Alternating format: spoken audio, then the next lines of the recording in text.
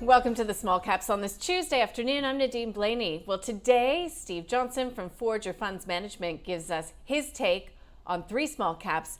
Out with some news. I'll list them for you. It is Plenti, and we'll talk about Bigtincan and even maybe the Virgin float if we've got time as well. Plus, ACDC Metals has made its debut on the ASX. The CEO will join me live. It's 1 p.m. And the small cap starts with the market check as per usual, so we can put things in context. We've got a bit of movement happening here in the index, and it's notable that we've had China data released just past the 12 p.m. mark, trading relatively flat right now. We've got the S&P ASX 200 as well, down by just about 0.1% at this point in time. We've got, just keeping an eye out for some of that news. I'll get you across that later, but I'd like to get some what's being reflected in the smaller end of the market, and that is, negativity in the emerging companies index and the small ords as well. It's not all bad news though. Sezzle is up again on the news of that joint venture with an Alipay subsidiary, up by 13.5%. Frontier Digital Ventures as well, looking good. Flipping the page though, and some of those companies that are weighing on the market overall is Rubicon Water and Frontier Energy, Panoramic Resources as well. Data 3 shares are soaring though, after saying it expects first half consolidated net profit before tax to be near the top end of its $21 to $25 million guidance range. It says its supply chain has seen gradual improvement, but overall backlog remains due to the increased volume of business, which I guess is a pretty good problem to have. Shares are up by 6.7%. Elsewhere, Stellantis is set to invest in a geothermal energy project in Germany with lithium developer Vulcan Energy Resources to help power a manufacturing facility for electric vehicles. The project is aimed at providing renewable heat to the nearby auto manufacturing facility. Vulcan already has a deal with Stellantis to supply lithium from its project in the Upper Rhine Valley. The two also plan to tap the market for cash together at a later date. Vulcan shares are down by 0.4%. And finally, McPherson's latest preliminary trading update sets first half 23 revenue around $112 million, while the company says it sees underlying profit before tax coming in at $5 million for the period. Well, we mentioned that there's been some news out today around the small cap space that includes Plenti. It's put out a trading update. Let's start there with Steve Johnson from Forager Funds Management. Steve, welcome. I looked up the first line of the Plenti release, and it says delivering profitable growth. You must like the sound of that. It's a start, that's for sure, Nadine. We need a fair bit more profitable growth to make lots of money out of the stock, that's for sure. But this share price has been absolutely hammered over the past 12 months alongside Wiser, which we already own, with people very, very worried about the interest rate environment, the impact that's going to have on consumers, and also funding markets for these businesses. So far, we're not seeing any signs of distress on the loan book quality side of things. Reporting very, very low bad debts. In fact, they're experiencing lower bad debts than they're accounting for, so the provisioning is much higher than what they're actually experiencing. And in this latest quarterly result, it seems there are some signs that funding markets are getting a bit better as well. I think when interest rates were going up really quickly and nobody was sure where it was going to stop, people were very reluctant to provide funding to businesses like this, and where it was available, it was at much higher costs. It seems to be getting better on that front, and they're also passing through most of that increased pricing to their own customers. So they said stable net interest margins, which is a pretty good sign, and given where the share price is, I think it's fairly positive news for shareholders. We're going to need to go through, a difficult year and probably a recession here in Australia, but if this business can navigate that as well as it has been so far, then I think it will prove itself to be a much more sustainable business long term than people are giving it credit for at the moment. Well, it says that it's on track to achieve its guidance, but I did want to just pull you up on one point you just made. So you're factoring in a recession here in Australia, Steve? I'm certainly contemplating the possibility of it, no doubt, yeah. Look, I think the RBA's put some really, really good information out about the expiry of fixed rate loans in the mortgage market here in Australia. the June quarter and the September quarter are particularly large in terms of people rolling over 3-year funding that they had 3 years ago. I can't see how consumer spending can be maintained at the current rate that it is in Australia once people start doubling and tripling the amount of interest that they need to pay on their mortgages. So it's pretty clear that we're in for some sort of consumer slowdown. Does that translate to a full economy recession or not? For businesses like this, whether it's a technical recession, it doesn't really matter. What matters is people are going to have less money in their pockets with which to repay their debts. So any business that is exposed to that cycle, we're certainly factoring in a more difficult 2023 than 2022. That's not a certainty that it turns into a wider recession, but I'd certainly be contemplating it across the whole economy. Got it. So Steve, sorry, I got distracted there, but back to Plenti. Despite what has been, looks like a good quarter operationally, I mean, its share price has been pummeled over the past year. So as an investor, would you be even contemplating that there could be a takeover for something like Plenti? Look, I think there's a lot of logic to maybe mergers that could come in the form of takeovers, but there are 4 or 5 businesses in this sector that at the moment are all subscale. Plenti is one of the biggest of those, so it's in a pretty good place in terms of being the one to do the acquiring rather than the other way around. But I do think the whole industry needs to consolidate. This is a scale business. You've got businesses out there that have got $5 billion loan books that are very profitable, and you get down to Plenti sort of size at 1.5 billion and they break even. And if you shrink again down to a wiser type size, it's a $1 billion loan book, albeit growing quite quickly. It's pretty hard to cover the amount of fixed costs that you need in a business like this at only $1 billion. So you need scale, and I think putting some of them together makes sense.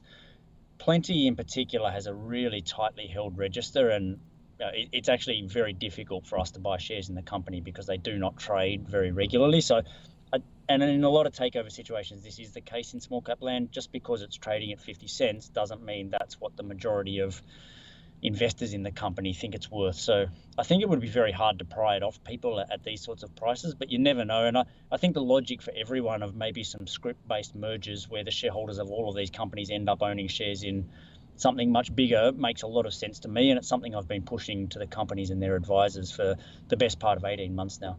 Got it. Now, Bigtincan, I know, is another one of your holdings. It came out with a trading update yesterday. Shares jumped. In fact, they gained the most since the beginning of December. So it is talking up its annual recurring revenue. Of course, that's what everybody's doing in this environment. $130 million as of the end of December. Also saying on track to achieve its FY23 guidance. But is that enough? Again, the market wants to see these businesses really lay out when they're going to hit profitability. Well, they actually, interestingly, in that announcement yesterday as well, they've said the ASX has given them a waiver from making what they call 4C releases to the stock exchange. So if you're unprofitable and not generating cash, the ASX makes you put out quarterly statements rather than half-yearly statements. And they've been given a waiver on that because they are cash positive and they're expecting to be profitable. So they are already in that situation. I think the share price is where it is partly because it's in the less profitable tech rather than a technology one that's making really high profit margins. It also has not done itself any favors in terms of, I think, corporate governance over the past 3 months. They put out an announcement back in November saying their largest shareholder had approached them about a takeover offer. That was at 80 cents.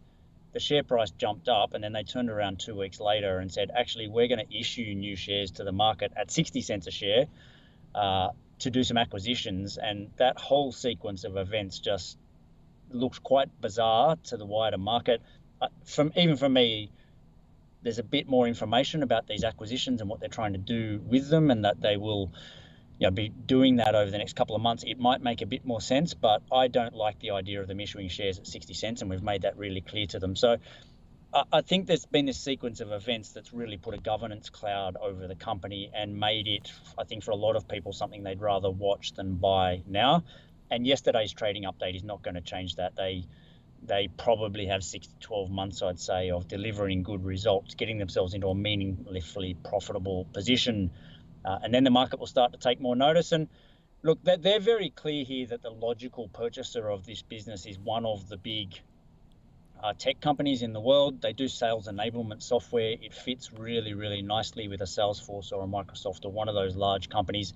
And they want to build it up to a size where it's big enough to be bought by one of the large players, and where the industry is mature enough that those types of companies are saying, well, we need this particular product set. And there's only 3 or 4 competitors to Bigtincan in the world that are of a meaningful size. So they've got a plan here that's 18 to 24 months down the track in terms of selling it, but they've done themselves some credibility damage over the past 3 months, that's for sure. And I don't think, the share price has bounced from 50 cents to 58 cents, but it's still well below where they claimed they had a takeover offer just a couple of months ago. Yeah, okay, that's an interesting one.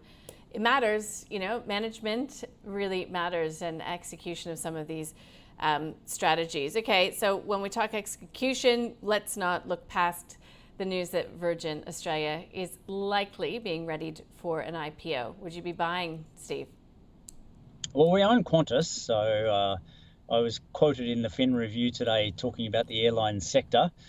But unless this was extremely cheap, and the chances of an IPO by a private equity company being extremely cheap are almost zero, I would not be buying it. But I think they've got a window here to list this business while airline profitability is extremely high. There's constrained capacity and a lot of demand, and they're making margins. All airlines are making margins that are higher than anything they've ever made before. So you've got Qantas talking about making billions of dollars of profit. Yeah. We don't know what the Virgin numbers look like, but talking about profitability, this business was not profitable for the 10 years prior to COVID, let alone through COVID. And I think that's a structural feature of the Australian airline market. You've got a dominant player in Qantas.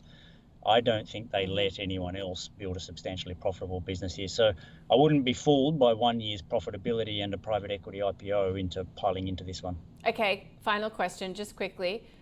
Would you look to sell and take profits in Qantas now? Because we've got a more competitive marketplace now, particularly for international. Last year was such a good year for Qantas. Prices will bite. That recession you've sort of foreshadowed. Like, when do you sort of pull the plug on Qantas? Well, full disclosure, we've been reducing our weighting over the past 3 months as the prices run up, and we probably keep doing that up to something like $8 a share. For me, at $8, you're fully factoring in what's going to happen over the next 2 years. That's pretty clear. And then a return to normal profitability beyond that. So for us, that's sort of our full exit point. And between here and there, it is a increasingly less attractive investment opportunity. So as that happens, we don't normally decide it's 5% of our portfolio today and we're selling the whole thing tomorrow. We'll reduce the weighting as the price runs up. And if it happened to fall back to $5 for whatever reason, we would be increasing that weighting again. But more recently, with the price run up, we've already been taking some money off the table. Thank you, Steve. Nice to see you. We'll speak soon. Didn't comment on my t-shirt, Nadine. Well, I thought I'd let you off the hook today. Comment on the last show. See you, Steve. Thanks for having me. ACDC Metals has made its debut on the ASX, and the CEO, Mark Saxon, joins me now live. Mark, congratulations. This is a milestone in any, company's life cycle to become publicly listed. Why did you want to list? Thanks very much, Nadine. I really appreciate it. And I'm sitting here in a cupboard at the moment at the ASX, having just listed. So we're perhaps you can hear everyone celebrating outside, and a very notable day for us. And I guess getting listed is obviously a great access to capital for us, and the business plan that we've got to execute on, which is a mineral sand and rare earth business plan. We need that capital, obviously, and want to give investors a chance to come on the journey with us, I guess. Okay, so what is so attractive about ACDC? I mean, I think that the name says a bit of it. We're looking at these critical future-focused minerals, but what do you actually have as a prospect? Yeah, absolutely. And I guess the ACD name, harks back to the idea that we're part of the energy transition.